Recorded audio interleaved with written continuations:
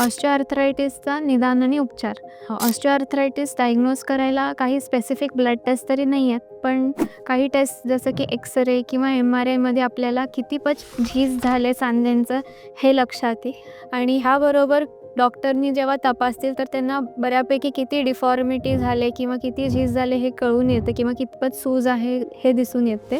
आणि treatment ऑप्शन्समध्ये anti inflammatory किंवा NSAIDs किंवा पेन किलर जे आपण म्हणतो ते फर्स्ट लाईन ऑफ मॅनेजमेंट असेल. त्याशिवाय लाईफस्टाईल चेंज म्हणजे योग प्रकारे फिजिओथेरपी घेणं, मसल स्ट्रेंथनिंग एक्सरसाइजेस किंवा जॉईंट स्ट्रेंथनिंग एक्सरसाइजेस, फ्लेक्झिबिलिटी वाढवण्यासाठी जे योग्य एक्सरसाइज आहेत ते करायला लागतात. इम्पॉर्टंट गोष्ट म्हणजे वेट रिडक्शन. जर ओबेस असेल पेशंट किंवा वजन जास्त असेल तर वेट रिडक्शन हा पण एक महत्त्वाचा रोल प्ले करतो ऑस्टिओआर्थरायटिसच्या पेशंटमध्ये. काही पेशंटला स्प्लिंट किंवा ब्रेसेस किंवा नी कॅप्स असे इतर प्रकारचे सपोर्टिव्ह मेजर्स लागतील. ऑस्टिओआर्थरायटिस ज्या पेशंटमध्ये ॲडव्हान्स स्टेजला असते त्या पेशंटसाठी सर्जरी रिकमेंड केलेलं जाते.